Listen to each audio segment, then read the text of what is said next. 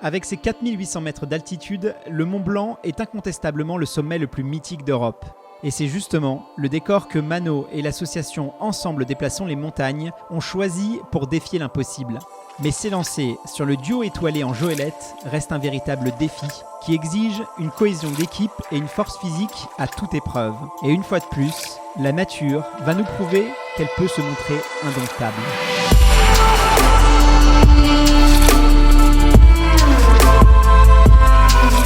Alors on est arrivé hier soir à Chamonix. L'excitation a commencé un petit peu à monter quand on est arrivé dans ce cadre magnifique. À l'approche de la course, Mano il est super excité. Tout à l'heure, en fait je pense qu'il se rendait compte mais pas trop. Tout à l'heure quand on a fait un tour sur le village, en fait, qu'on a commencé à voir tout ce monde, je sens que c'est monté un petit peu. En fait on a déjà fait des courses, mais je prends l'exemple du Lozère Trail où on était il y a 15 jours. Finalement il y a moins de monde en fait. Là c'est assez impressionnant. Je pense que quand on va prendre le départ tout à l'heure, ça va être juste génial. Je sais que ça va être assez difficile pour eux, assez technique, mais franchement j'ai conscience que parfois c'est un peu dangereux quand même par rapport à la Joëlette, mais j'ai super confiance en eux. Je sais que voilà, ce sont des gars qui sont qui feront très attention. On a déjà fait une course de nuit, mais c'était pas du tout avec ce niveau de technique là en fait. Donc là je pense que ça à appréhender, c'est sans doute un petit peu difficile. Et si la pluie vient s'en mêler, ouais, ça va être compliqué pour eux quand même. On va être tributaire de la météo parce qu'a priori ils annoncent un petit peu d'eau ce soir. Nous, pas forcément, on est bien équipés, mais par contre là où il va falloir une vigilance par rapport à Mano, par rapport au froid et à l'eau. Parce que c'est pas tant le froid, mais l'humidité dès qu'elle est passée, c'est mort pour lui. Donc il va falloir être super vigilant, il va falloir beaucoup communiquer avec lui. C'est là où ça va être plutôt de l'ordre du psychologique là. On est complètement déterminés de toute façon. Et nous on attend que ça là. On a les fourmis dans les pieds là. Voir ce paysage, voir tout ça, c'est grandiose. C'est énorme. Et puis faire ça pour Mano. Mais un petit peu pour nous aussi. C'est pas la ligne d'arrivée qui nous importe. C'est tout le voyage qu'on a fait jusque-là pour arriver à la ligne d'arrivée. On passe par toutes les phases émotionnelles en fait. Toutes les phases émotionnelles de la vie. J'ai pas peur du tout par rapport à l'équipe qu'il y a. Il y a des mecs, c'est des machines. Donc je pars serein avec ces mecs-là. Moi je pars à la guerre sans problème. En gros, il y a deux parties, je pense. Jusqu'à la première moitié, c'est assez pierreux, avec plein de racines. C'est assez technique, ouais. Assez pentu, enfin pas trop pentu au début, mais plutôt technique, avec des marches et tout ça. Donc je pense que dans la nuit, il faut faire gaffe, parce que déjà, le gars qui est derrière, il voyait rien en Lozère en 2 jours. Donc je pense que dans la nuit, il faut vraiment faire gaffe, ouais. Ne vous cramez pas. Ne vous cramez pas. Ouais, il faut tourner. Si on fait du 500 mètres, à l'heure, on est parti pour 2 heures, 2 heures et demie. Disons que je suis un peu excité et que je me sens un peu heureux parce que je sens que ça va être joyeux, qu'on va réussir. Là, tu vois, qu'on est déjà tous prêts. Pour moi, je pense que quand on va le faire, ça va être bien, qu'on va être bien tous prêts sur le moment, qu'on va bien y arriver, qu'on va réaliser ce que ça donne ou être content parce qu'on va voir ce que ça va réaliser sur le moment. Avec tout ce qu'on a fait avec de la façon dont je m'étais préparé sur le temps avec Virginie et aussi Nicolas Gendré, je suis prêt à pouvoir déplacer ou grimper les montagnes. On a décidé avec Pierre-Emmanuel, le réalisateur du documentaire, de courir avec la team Ensemble Déplaçons les Montagnes, tout simplement parce qu'on a été impressionné par la détermination, la pugnacité et le courage de cette équipe. On ne se doute pas forcément tout le travail qu'il y a derrière une course en Joëlette. C'est quand même quelque chose de quasiment impossible qu'ils réalisent, donc forcément ça demande de la préparation et on ne pouvait pas ne pas les accompagner, c'était une évidence.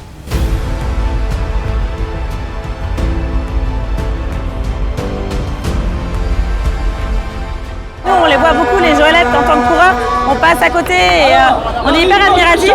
Et du coup, je suis très honorée en fait, de pouvoir suivre Mano et voir comment il vibre, voir ses étoiles dans les yeux. Voilà, ça me fait super, je suis super excitée là, ça va être vraiment très chouette.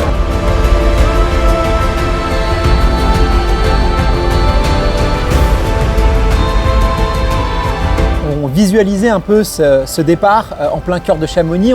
On se doutait bien que ça allait être quelque chose d'exceptionnel, mais ça a dépassé nos attentes.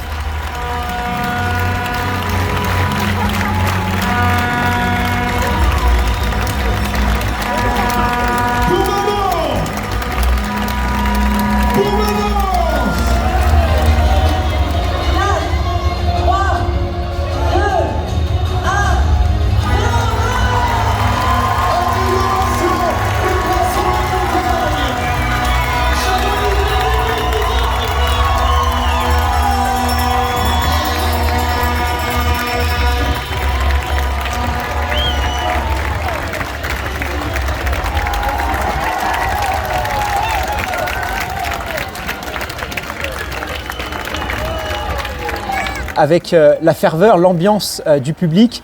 On s'est senti pousser des ailes et il faut bien le reconnaître, on est parti très vite sur les premiers kilomètres. Mais on a été quand même rappelé à l'ordre par la difficulté du parcours.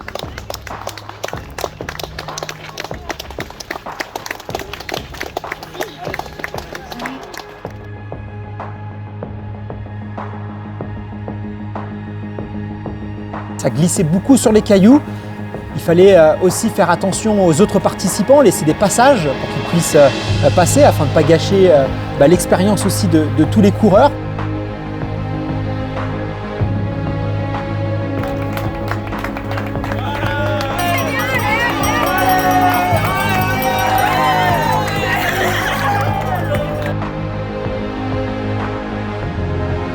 Évidemment, je me doutais que ça allait pas être facile, ce duo étoilé avec la Joëlette, mais j'étais loin d'imaginer les difficultés et les épreuves qu'on allait devoir surmonter.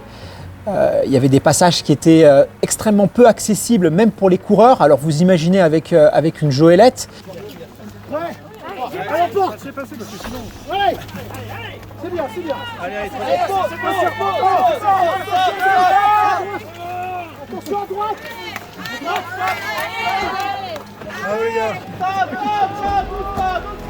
Stop. C'est bien, c'est bon. Stop.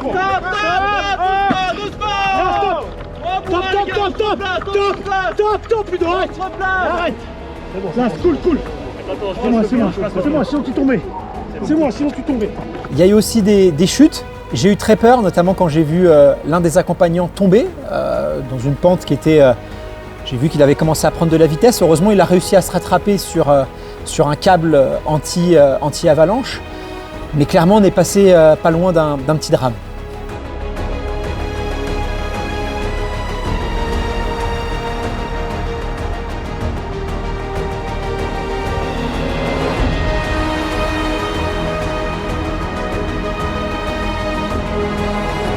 On vient d'arriver au premier ravitaillement, alors on est à peu près à 853 mètres. Là, moi j'ai 853 mètres.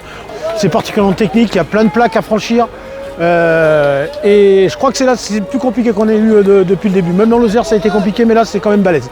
On vient juste d'avoir une averse, on a réussi à se mettre dessous les Tivoli, ce qui va rendre un petit peu plus les choses un petit peu plus compliquées parce que les dalles vont être glissantes. Donc ça va demander encore plus d'agilité et de stabilité. Donc il va falloir redoubler de vigilance. On est toujours aussi confiant, on y croit, on va aller au bout de toute façon, on est bien là. On est solidaires, c'est cool.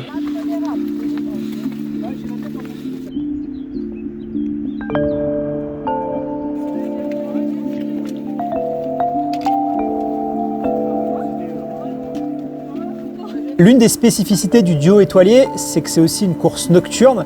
Ça n'arrange pas les choses, d'autant plus que le parcours il est jonché de pierres et de ronces. Il faut vraiment faire attention partout où on met les pieds.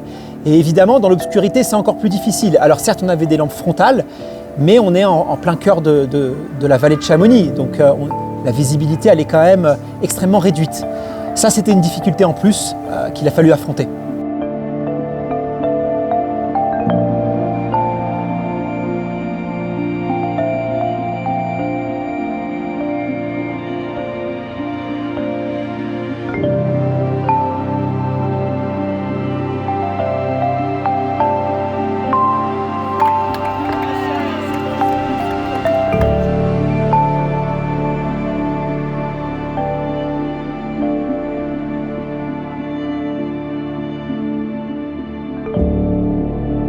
Avec l'averse de pluie qui nous est tombée dessus, on a décidé de prendre quelques minutes en plus sur le premier ravito afin d'attendre que le déluge passe. Du coup, ça nous a un peu ralenti et malheureusement, on s'est retrouvé hors délai. Pas grand-chose, hein, on parle de 7-8 minutes. Mais malheureusement, l'organisation a décidé de nous exclure de la compétition. C'est vrai qu'on n'a pas forcément compris cette décision. On l'a trouvé aussi un petit peu injuste au vu des efforts qu'on a fournis, surtout qu'on n'a pas démérité. Sur les premières parties, on est allé très vite et vraiment, on a tenu un rythme qui était extrêmement soutenu. C'est trop triste de rendre un dossard. J'ai 4 ans. On a trouvé ça un petit peu injuste. Heureusement, les bénévoles qui étaient présents sur les points de ravitaillement tout au long du parcours, eux aussi étaient un peu dans l'incompréhension de cette décision de nous exclure. et ils nous ont apporté énormément de soutien, ils nous ont encouragés. Heureusement, voilà, on s'est engagé sous nos propres responsabilités à finir le parcours et donc on a pu aller rejoindre le centre de Chamonix.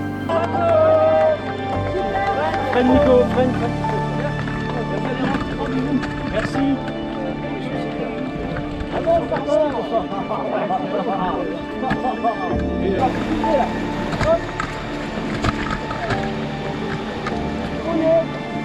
Après 6h45 de course et une deuxième partie en descente, mais pas du tout plus facile, hein, parce que la descente était tout aussi exigeante que la montée au vu du revêtement du sol.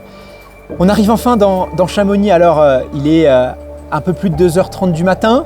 Il y a quelques noctambules, quelques fêtards aux abords des boîtes de nuit et des bars qui nous encouragent.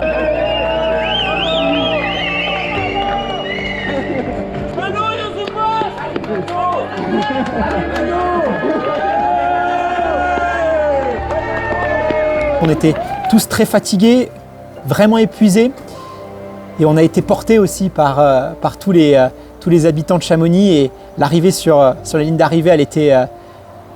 voilà, même en parlant maintenant, j'ai encore de l'émotion, c'était absolument incroyable.